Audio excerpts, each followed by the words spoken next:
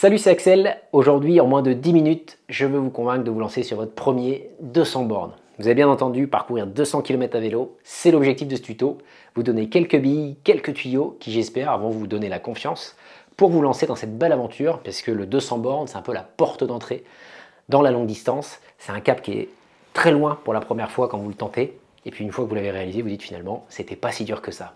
J'espère en tout cas que ces conseils, ces informations, elles vont vous aider. N'hésitez pas d'ailleurs dans la description avec le champ commentaire à me mettre vos sorties si vous arrivez à réaliser votre 200 bornes, parce que je serai heureux de voir que finalement ces conseils vous sont très utiles. Je vous demande de prendre de quoi noter, un beau stylo et puis on y va.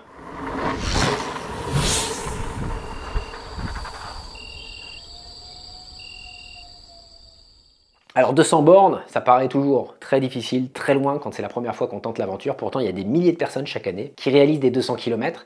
Je vous mets d'ailleurs un lien dans la vidéo de Vélo en France, puisque vous allez pouvoir découvrir des clubs qui organisent des brevets de 200 km un petit peu partout dans les régions françaises. C'est l'occasion de pouvoir vous lancer, de vous fixer un objectif en allant rejoindre un club et potentiellement vous inscrire à un brevet. Ça permet de le faire en groupe, c'est beaucoup moins stressant que de le faire en solitaire.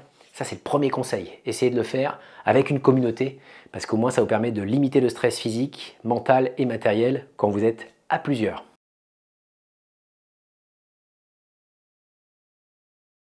Le deuxième conseil que j'ai envie de vous donner, c'est au-delà de la distance, de bien étudier pour votre premier 200 km, de ne pas chercher trop de dénivelé positif. Idéalement, 2000 mètres de dénivelé positif, c'est une bonne première pour un 200 bornes. Ça va vous permettre de limiter les contraintes physiques, de limiter le challenge mental également, parce que plus ça grimpe, plus c'est dur. Ça implique également souvent davantage de matériel quand vous allez par exemple sur de la haute montagne. Donc essayez de rester sur un ratio distance dénivelé, 200 km, 2000 mètres de dénivelé positif pour votre premier 200 bornes. Ça vous permettra de moins souffrir et puis de franchir ce cap avec du plaisir et pas de vous lancer tout de suite des défis complètement ahurissants en termes de dénivelé positif. Soyez vigilant également au type de terrain, puisque des 200 bornes, vous pouvez le faire sur la route, vous pouvez le faire en gravel, vous pouvez le faire en VTT, de bien tenir compte de la difficulté, parce que vous n'allez pas rouler à la même vitesse sur de la route, sur du gravel ou sur du VTT. Et clairement, les difficultés sont vraiment très différentes en fonction du terrain. Donc le plus simple, c'est de commencer, bien sûr, par la route, moins de 2000 de positif, de manière à pouvoir commencer en douceur.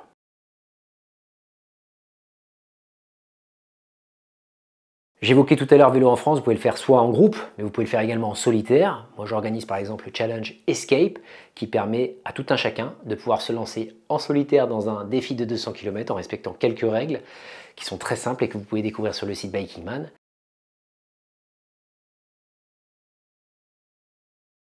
Au-delà de la distance et du dénivelé, c'est bien sûr de partir avec un matériel adapté. J'ai partagé pas mal de tutoriels sur le matériel pour la longue distance sur ma chaîne YouTube. Je vous encourage à chercher quelques vidéos sur ce sujet. La base, c'est bien sûr de partir avec de l'hydratation.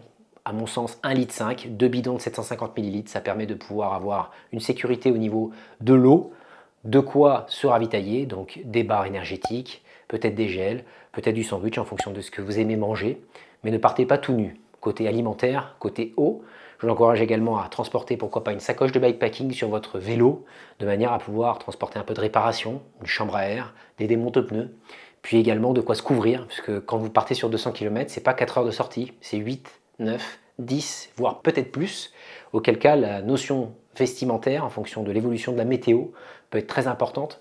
Donc c'est un peu de poids sur le vélo, mais au moins c'est de la sécurité pour vous, pour pouvoir gérer les imprévus durant votre 200 km.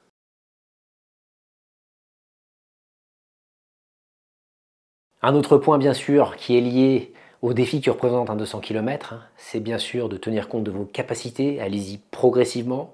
Le fait d'y aller en groupe, essayez de trouver un groupe qui roule à votre allure.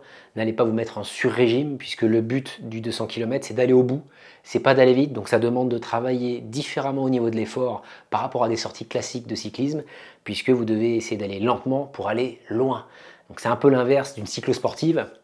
Et ça, il faut vraiment en tenir compte pour ne pas vous cramer, entre guillemets, faire exploser les cartouches et vous retrouver à mi-parcours à 100 km à vous dire, punaise, je suis obligé d'abandonner parce que je ne suis pas allé à mon rythme. Donc écoutez-vous, il vaut mieux ralentir, pédaler à votre rythme et aller au bout du challenge plutôt que de se faire exploser et finalement avoir la déception de devoir renouveler le défi pour arriver au bout. Et puis en dernier point, une fois que vous avez réalisé ce défi des 200 km avec le matériel adapté, la bonne alimentation et la bonne préparation physique, c'est de tenter de renouveler l'expérience tout en respectant bien sûr des phases de récupération. Moi, à titre d'info, mon record c'est 49 fois 200 km quand j'ai traversé l'Amérique du Sud en établissant le record du monde.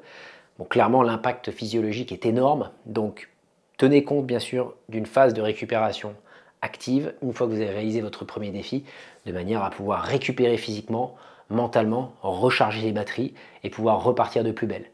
Je vous invite d'ailleurs de nouveau à regarder ce que fait le site Vélo en France, puisque vous avez plein de défis tout au long de l'année, du début jusqu'à la fin de l'année, qui vous permettent d'explorer la France, à faire par exemple des brevets de 200 km dans les différentes régions de notre beau pays. En tout cas, j'espère que ce tutoriel et les points que j'ai abordés vont vous aider à vous lancer sur votre premier 200 km. Pensez à vous abonner, à mettre le pouce bleu et également à partager cette vidéo, puisque cette chaîne elle est dédiée à votre pratique, elle est dédiée à vous, à la communauté. Si vous avez des questions, bien sûr, je me ferai un plaisir d'y répondre. Et puis je vous dis à bientôt dans cette série de vidéos en collab avec la Fédération française de cyclotourisme. Salut!